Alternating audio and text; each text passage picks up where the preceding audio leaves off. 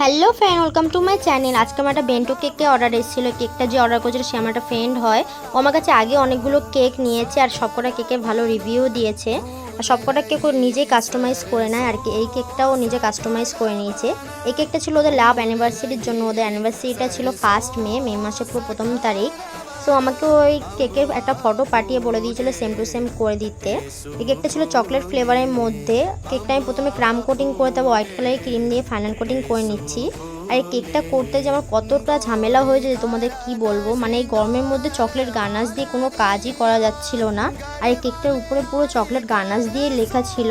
আর এই লেখাটা যে আমি কতবার উঠিয়েছি আর কতবার লিখেছি তোমরা ধারণা করতে পারবে না। তাও আমি লাস্ট পর্যন্ত এই লেখাটা লিখেই ফেলেছি যা হোক করে। এরপর আমি এক এক করে এক একটা লাভ বসিয়ে দিচ্ছি যেভাবে আমাকে ডিজাইনটা বলা হয়েছিল।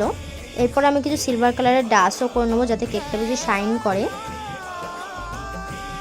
আর এর সাথেও একটা পিৎজা অর্ডার করেছিল। সেদিনকে আমি 2টো পিৎজা বানিয়েছিলাম, একটা আমার বাড়ির জন্য আর একটা ওর জন্য। আর পিৎজা আর কেকের রিভিউও খুব ভালো দিয়েছে, ওর খুবই ভালো লেগেছে। তোমরা যদি এরকম পিৎজা অর্ডার করতে চাও তাহলে আমাকে ইনবক্স করতে পারো। আর এই তো ছিল আমার কেকের ফাইনাল লুক। কেমন হয়েছে সবাই বলবে আর সবাই লাইক কমেন্ট অ্যান্ড শেয়ার করে দেবে।